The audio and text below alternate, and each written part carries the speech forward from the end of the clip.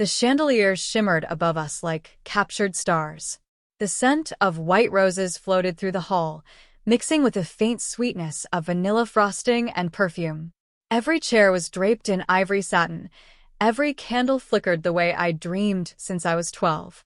I kept my eyes on the double doors. Any moment now, I told myself. Any second, they'd walk in. Mom's lilac dress, Dad's navy suit. She'd wave, he'd nod. We'd pretend the fights never happened. But the doors stayed still. Ethan's fingers squeezed mine gently. His touch was warm, grounding. He whispered, "You okay?" I nodded, smiling the kind of smile that cracks just at the edges. Around us, laughter rippled. My bridesmaid, Nina, brushed away a tear, mouthing, "You look perfect." Still, my eyes flicked to my phone hidden behind the bouquet. No new messages. The last one from Mom was a week ago. We'll see if we can make it. That "if" was now echoing louder than the music. The officiant cleared his throat. The ceremony began. Words blurred. Vows, promises forever. I said, "I do," through a throat tight with hope and disbelief. I scanned the crowd one more time. Front row. Empty chairs. Two of them. Mine reserved for Daniel Reese and Christine Reese. The signs read parents of the bride. Guests shifted awkwardly. Someone coughed.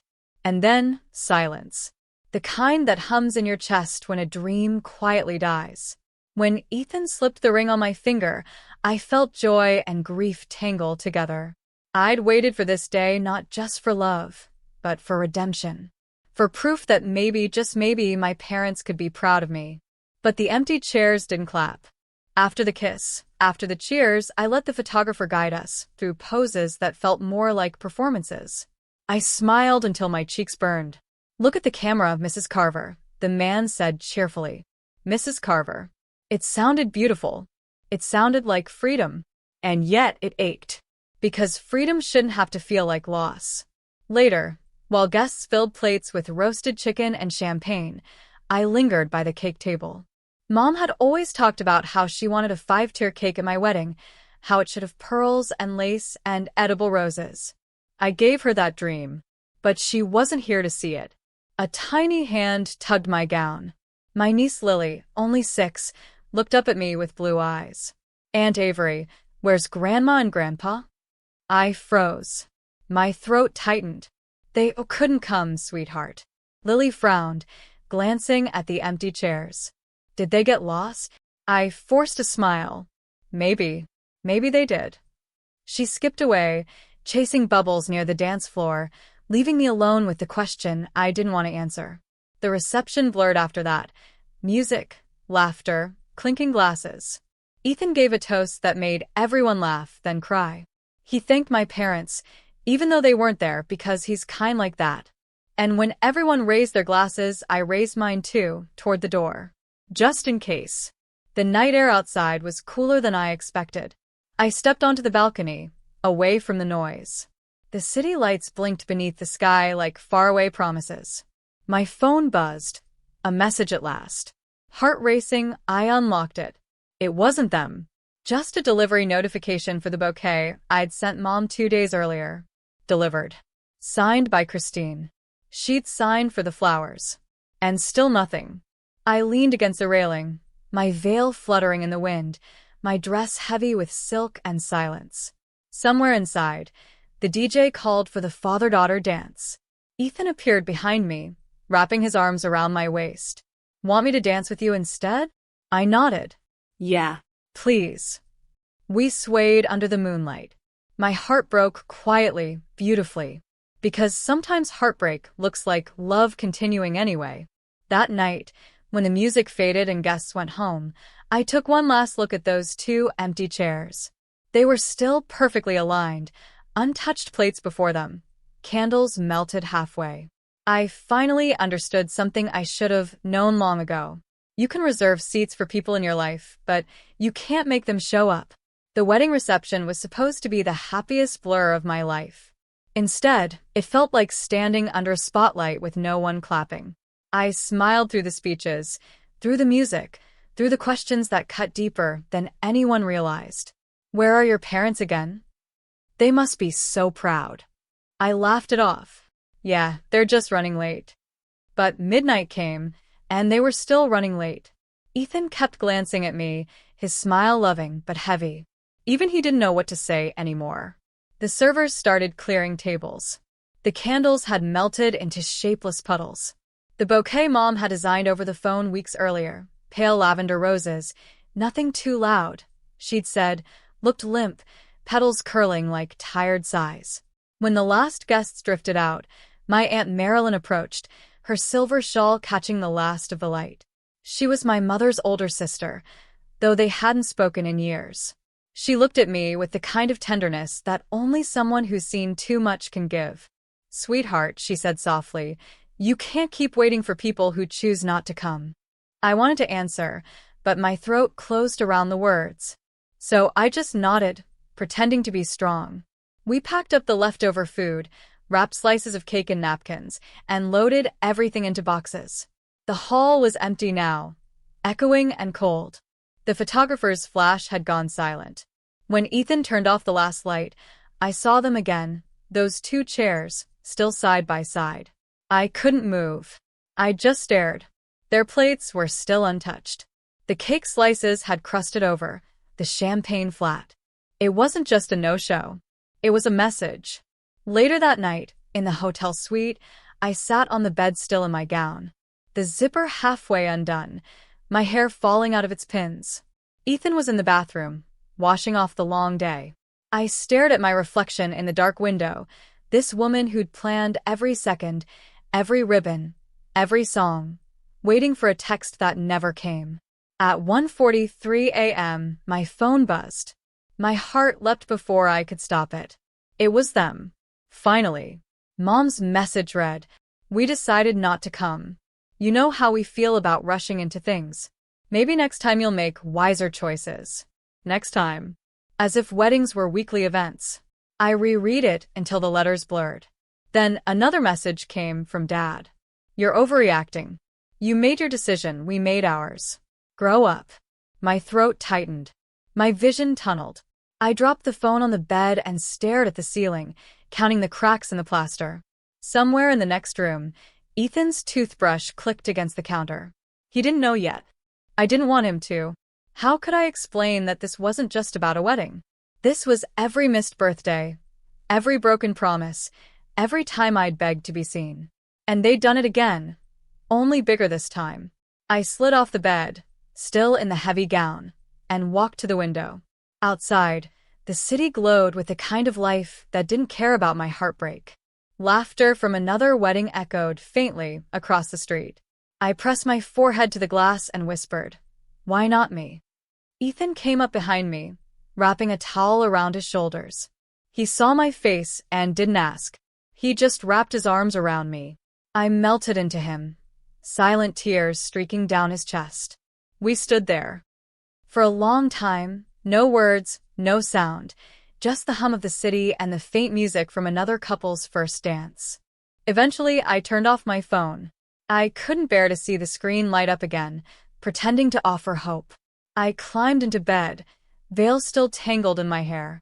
Ethan brushed it aside and kissed my temple. "Sleep," he whispered. But I couldn't, because somewhere deep inside, I still believed tomorrow would bring an apology. A call. A knock on the door. Something. Morning came. Nothing. The sun poured through the blinds, hitting the silver frame of our wedding photo on the nightstand. Ethan and me, smiling like everything was perfect. I turned it face down. Sometimes the cruelest thing isn't what people say. It's what they don't show up to say at all. When people talk about family, they usually mean safety, warm dinners, inside jokes. The kind of love that cushions you when the world gets too sharp. I used to think I had that once. But love in my house always came with a receipt. My earliest memory of my parents isn't laughter. It's silence.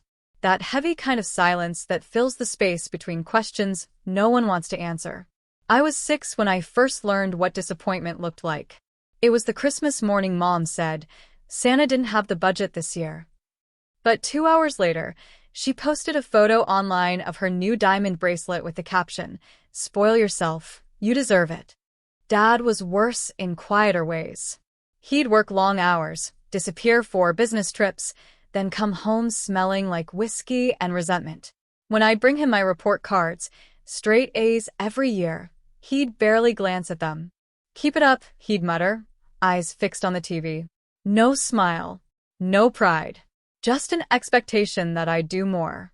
By 16, I'd become the family's unofficial adult, paying bills when Dad forgot, cooking dinners when Mom was too tired. I even learned to forge their signatures for school field trips because missing them was easier than asking for permission. When I got accepted to college on a partial scholarship, Mom said, "We'll help you with the rest, of course." But the tuition check never came. When I called, she sighed. "Sweetheart, your father's been under stress. Maybe defer a semester. Help out here until we catch up." I didn't defer. I worked double shifts at a diner and slept in a shared dorm room that smelled like cheap detergent and ambition. By the end of freshman year, I'd sent them $800 to help with bills. By senior year, that number had turned into $12,000. Every time Mom would say, "You're such a blessing, Avery. Your brother could learn from you." And I'd glow because approval from her was rare and addictive. When Dad lost his job, he asked for my credit card. "Just for gas," he said. "We'll pay you back in a week." That was 3 years before my wedding. The card maxed out in a month. Payments stopped. Calls went unanswered. When I finally confronted him, he laughed. "You're young. You'll recover." We needed it more. I remember walking out of their house that day, gripping my keys so tight they left half-moon indents in my palm. I sat in my car and screamed until my throat bled.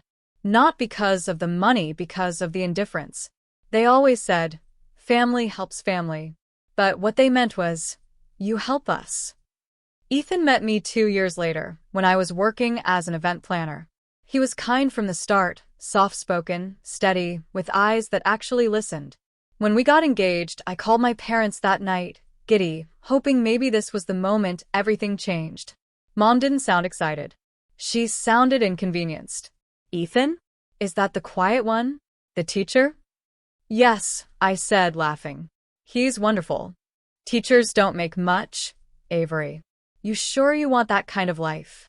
Dad's only comment was, "Well, you always did like to fix people." I tried not to let it sting. I sent them the wedding invitation a month early, handwritten, sealed with gold wax. They didn't RSVP. But a week before the ceremony, Mom texted, "We're not sure about attending. You know how people talk." I stared at the screen for a long time, wondering, who are these people? What could they possibly say that would matter more than showing up for me? The night before my wedding, I saw it. A Facebook post from Mom, her and Dad dressed up, champagne in hand, smiling under fairy lights. Caption: "Family dinner night.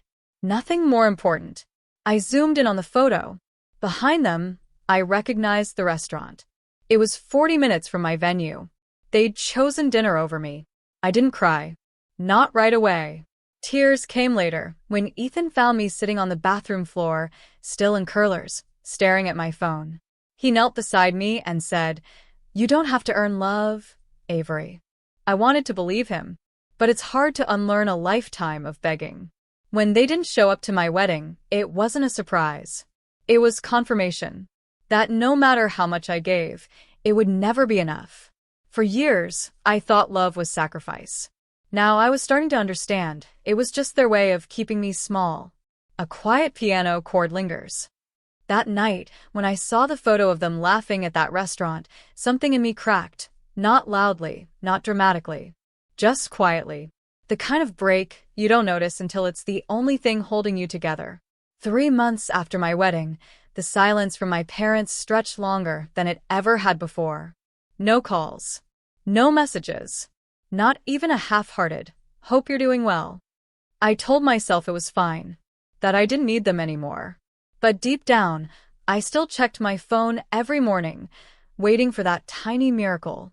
A text that said, "We're proud of you, Avery." It never came. Instead, one afternoon, an envelope arrived. My name written in my mother's perfect cursive. No return address. No congratulations. Just a folded piece of paper and a note clipped to it. The note read, Avery, we've fallen on hard times again. You're our only hope. Please handle this immediately for family's sake. Love, Mom. I unfolded the paper. It was a loan agreement, in my name, for $35,000. Signed by my parents. At first, I laughed. That kind of dry, broken laugh that sounds more like a gasp. Then I looked closer. The signature, my signature, had been forged. They'd done it again. Just like when Dad used my CR. Edit card. Just like when Mom promised to repay what she never would. Only this time, it wasn't just about money. It was about control. A reminder that no matter how far I thought I'd escaped, I was still tethered to them. I called her immediately. She answered on the second ring, voice soft and sugar-sweet. Oh, honey, I was wondering when you'd see that. I could barely breathe. You forged my name on a loan, Mom. $35,000? Are you insane? She sighed like I was being dramatic. It's not forged, Avery. It's just paperwork. We'll pay it back. You're our daughter. This is what families do. No, Mom. This is what you do. There was a silence. Then her tone sharpened. You think you're better than us now? With your little husband and your picture-perfect life? You wouldn't even have that wedding if we hadn't raised you. That sentence hit harder than any slap. Not because it was true, but because she believed it. I hung up before the tears could win. And for the first time in my life, I didn't feel guilty. I felt awake. That night, Ethan found me sitting on the couch, surrounded by papers, hands trembling. He read the letter quietly, then looked at me.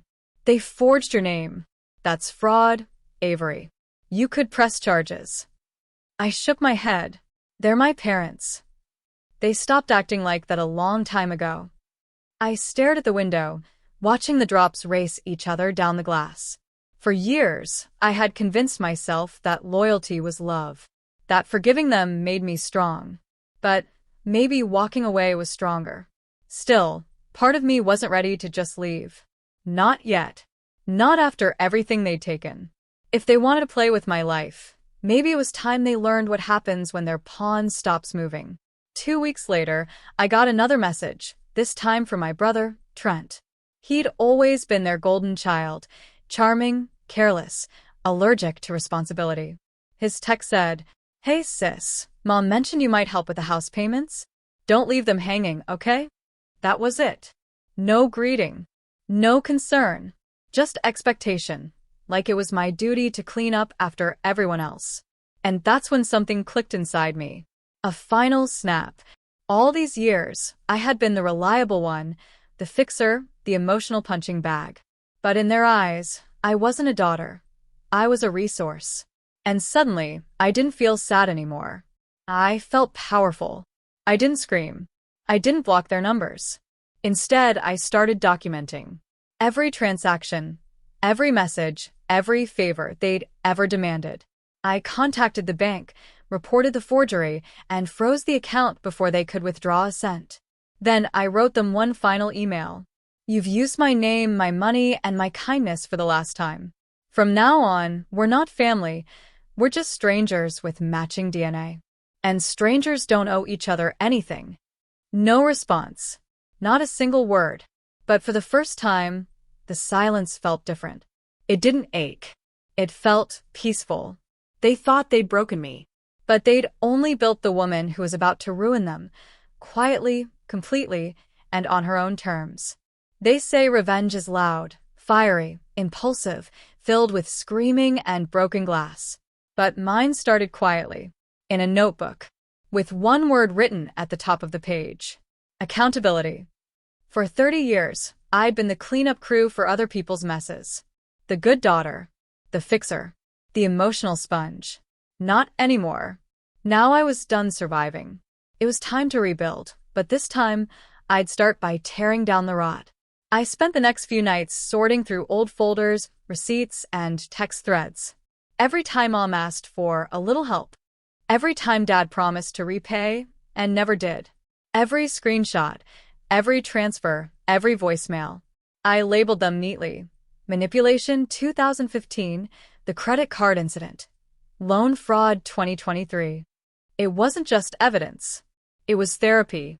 Each file felt like a piece of my soul I was reclaiming. Ethan would peek into the room sometimes, eyes full of quiet concern. "You sure you're okay, Avery?" "I've never been clearer," I'd reply. And I meant it. For the first time, my mind wasn't fogged by guilt or obligation. I wasn't reacting anymore, I was planning. My parents had always been obsessed with appearances. Perfect house, perfect posts, perfect lies. They thrived on reputation, it was their currency. So that's where I'd hit them. Not with noise, but with exposure. I started with research. Turns out, Dad's business trips over the years weren't just affairs, they were debt escapes. He'd borrowed from people he shouldn't have, forged minor signatures, and left trails of unpaid invoices behind. Mom, on the other hand, had her own little empire of manipulation. Online sales scams, charity drives where donations vanished, even a fake jewelry boutique registered under my social security number. I wasn't just angry anymore. I was horrified. They hadn't just used me emotionally. They'd built their entire lifestyle on my name. So I reached out to an old college friend, Lena Whitmore, who worked in investigative accounting. She was sharp, discreet, and had a personal hatred for financial fraud. We met at a small cafe downtown. I handed her a thick envelope filled with documentation. "You're serious about this?" she asked, skimming the first few pages. "I want it done legally," I said.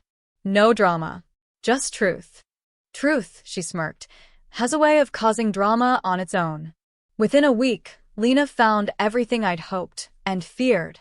3 active accounts linked to my parents' names, but created under my ID. A credit line still open under my social security. And evidence that Mom had used my forged signature for more than just one loan.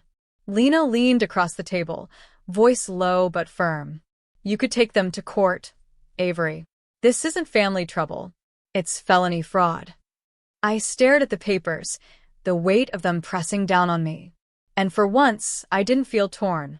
I felt ready. Still, part of me wanted them to know why. So I decided to give them one last chance, not for forgiveness, but clarity. I wrote a letter. Not angry, not cruel, just honest. "You taught me that love comes with conditions, that I exist to serve, to sacrifice, to save you. But I've learned something new. Unconditional love starts with self-respect. So I'm taking mine back. What happens next isn't revenge. It's balance." I printed a copy, sealed it, and placed it inside an envelope with a single flash drive, every piece of evidence I had. Then I mailed it to their address with no return label. It wasn't a threat. It was a mirror. For weeks, there was silence. Then one evening, my phone buzzed with a number I hadn't saved, but knew by heart. Mom's voice, trembling. "Avery, we need to talk." I didn't respond, because this time, they weren't calling out of love. They were calling out of fear. And it felt righteous. I didn't plan to destroy them, just to let the truth do what it always does. Shine. Sometimes revenge isn't fire, it's sunlight. And when you let it in, the rot has nowhere left to hide. Morning light spilled through the blinds like soft gold. It should have been just another Thursday. Coffee brewing. Dishes drying. Birds outside the window. But I knew what was coming. Today was exposure day. Lena had filed the necessary reports, not to the police yet, but to the Financial Fraud Department and the bank's internal audit division. Anonymous submissions, attached with proof. Each document traced one stolen dollar, one forged signature, one fake charity account, all leading straight to them. I didn't need to see their faces. I just waited. By noon, the phone started ringing. Unknown number. Then another. Then another. I turned them all face down on the counter. Minutes later, my email pinged a new message. Subject: Urgent, account freeze notice. Sender: Franklin Savings and Trust Compliance Division. They were feeling it now. Their perfect accounts, the ones built on my identity, were frozen pending investigation. Somewhere, my parents were panicking, not realizing I was the ghost in their system finally unplugging the machine. Later that afternoon, I received a text from Mom. Avery, what did you do? They're freezing our assets. You don't understand. We'll lose everything. My fingers hovered over the keyboard. Then I typed. Me. I understand perfectly. And left it at that. No explanations. No guilt. Just peace. That evening, I drove past their house.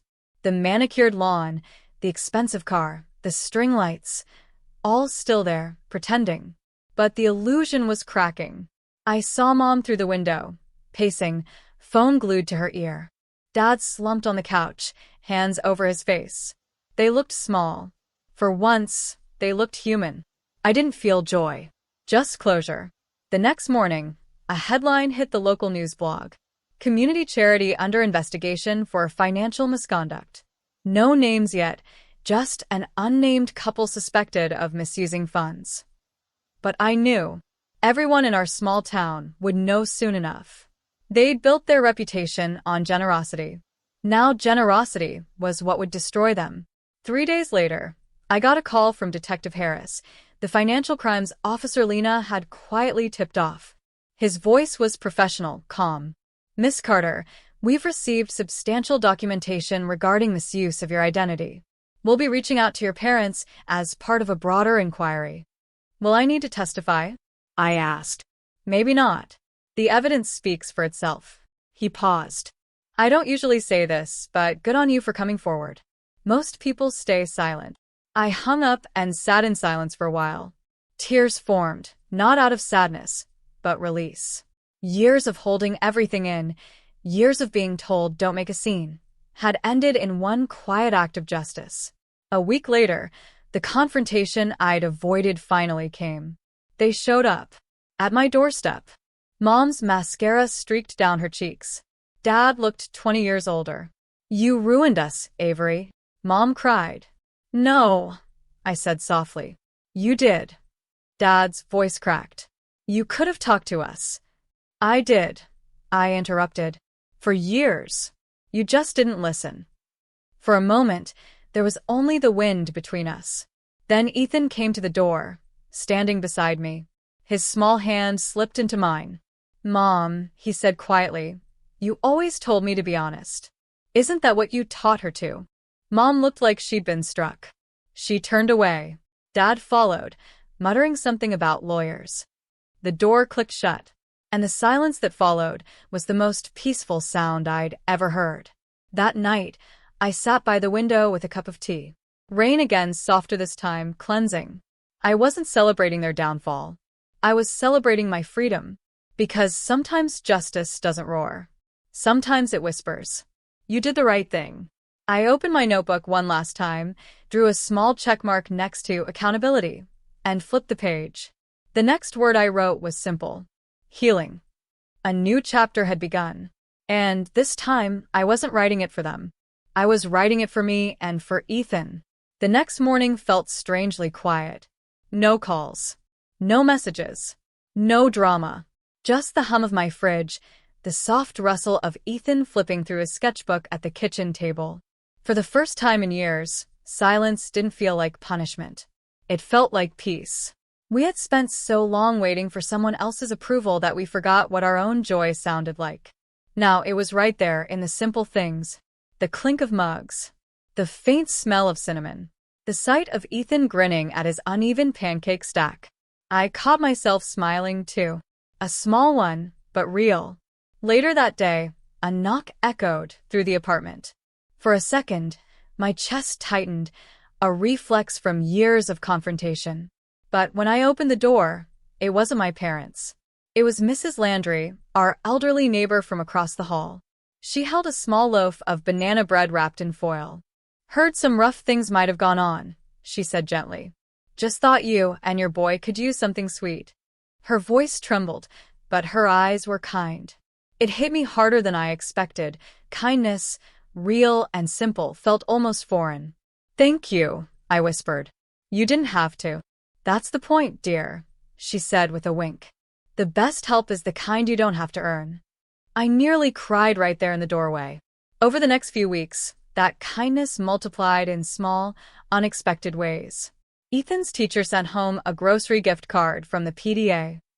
My coworker, Riley Chin, dropped off a second-hand bike Ethan had been eyeing online. Even my landlord, who had never been particularly warm, fixed the leaky faucet without charging me a dime. No grand gestures, just quiet proof that goodness still existed. I started walking every morning again, down the same streets I once drove to my parents' house.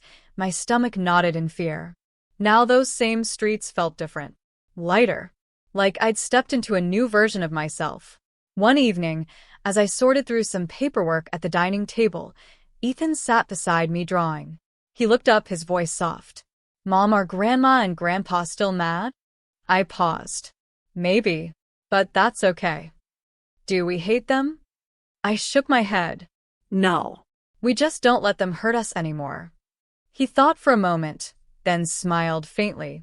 "Like when I stopped letting that kid at school take my markers?" I laughed quietly. Exactly like that. His laughter filled the room, and I felt it.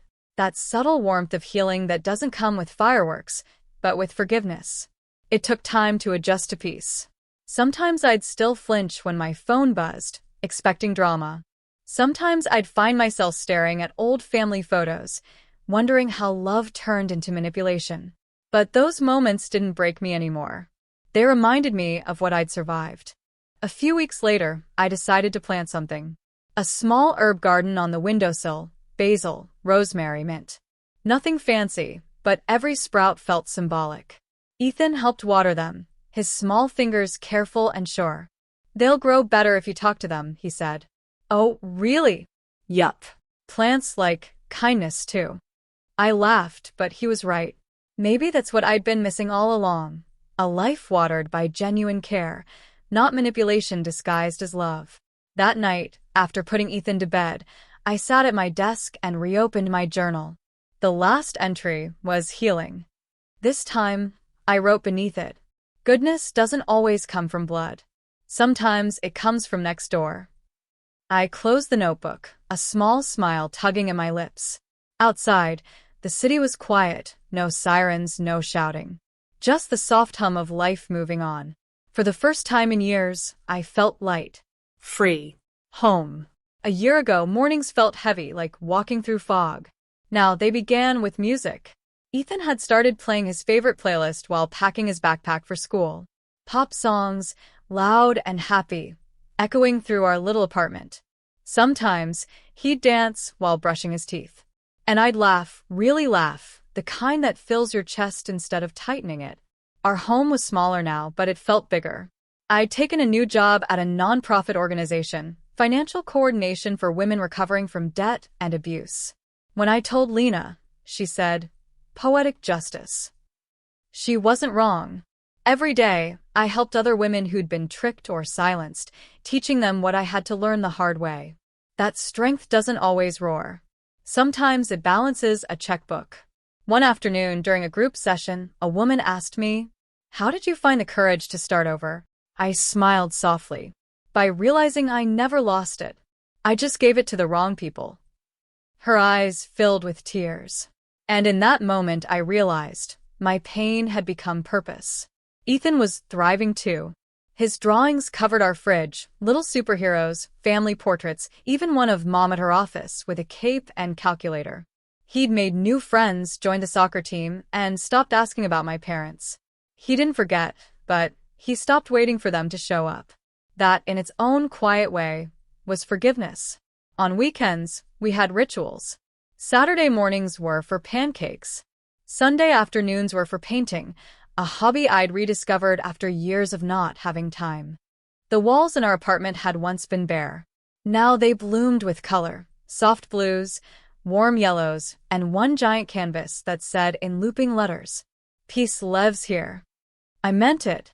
Then, one afternoon, an envelope arrived in the mail. No return address. But I knew the handwriting instantly, my mother's. I stood by the window, sunlight spilling across the envelope, heart still but steady. Inside was a letter. Short. Careful. Almost restrained. "Avery, We've lost a lot this year. I suppose we earned it. I can't justify what we did. I won't even try. Your father's health isn't great, and I think about you both more than I admit. If you ever want to talk, the door is open. Mom.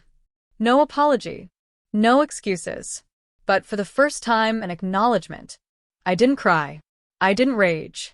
I just folded the letter neatly and placed it in a small box labeled Past. I whispered to myself, some doors are meant to stay closed, not out of hate, but peace.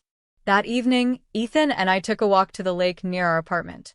The sunset painted everything in gold and pink, the kind of light that makes the world look freshly forgiven. Mom, he said, are we happy now? I looked at him, that wide, hopeful grin, the sun reflecting off his freckles, and smiled. Yeah, baby, we really are. He threw a pebble into the water, watching it ripple out, circle by circle. And I thought, that's what healing looks like.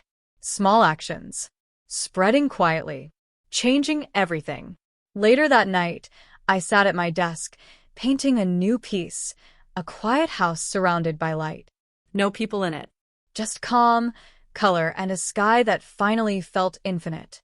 When I was done, I signed it in the corner. By Avery Carter. My name, my piece, my story. 1 year later, the morning light looked almost identical to that day, warm, golden, full of promise. But everything else had changed. The kitchen smelled of vanilla frosting and laughter. Balloons lined the walls, and a small banner above the counter read, Happy New Beginnings. It wasn't a wedding this time. It wasn't about my parents. It was our day, Ethan's 10th birthday, and the first anniversary of our new life. He zoomed through the apartment, cape tied around his shoulders, clutching his favorite toy airplane. Mom, look, it's flying. So are we, sweetheart, I said, smiling. The guests began arriving, not family by blood, but the kind that love chooses for you. Mrs. Landry from across the hall, holding a box of cupcakes. Riley and her girlfriend, laughing as they carried pizza boxes through the door. Even Lena showed up, arms full of flowers and her usual knowing smirk. So, she teased, how does it feel being the town's quiet legend? I laughed. Retired, I hope. Don't bet on it, she said, winking. There were no grand speeches, no forced smiles, just joy, genuine and simple. Music played softly in the background. Ethan blew out his candles, cheeks flushed, eyes bright. What did you wish for? I asked. He shrugged, grinning. Nothing. I already got it. That answer nearly broke me in the best way. After the party ended, and the dishes were stacked in the sink, I stepped out onto the balcony. The city lights flickered below, the same way they had a year ago, but now, they looked like stars fallen just close enough to touch. I thought about my parents. How silence had replaced our chaos. How sometimes peace means distance.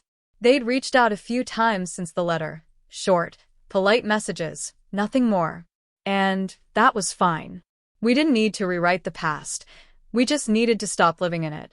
I opened my journal, the same one that once held words like accountability and healing. Now, its pages were filled with new words, gratitude, balance, freedom. I turned to the last page and began to write. There was a time I thought family meant sacrifice. That love meant giving until you disappeared. But real family, they show up. They stay. They make your world lighter, not smaller.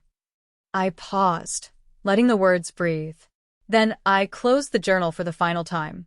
Inside, Ethan had fallen asleep on the couch, frosting still on his cheek, clutching a half-deflated balloon.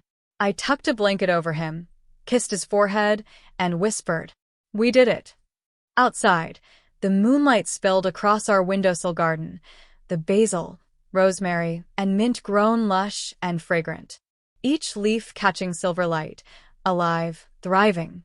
I looked around our little home, every corner humming with warmth and laughter and safety. A year ago, I was begging for my parents to notice me. Now, I didn't need them to, because I noticed myself. I stepped back, turned off the lights, and let the night settle like a gentle promise. Peace wasn't loud. It was steady, earned. And as I whispered the last word before bed, it wasn't goodbye. It was truth. Home.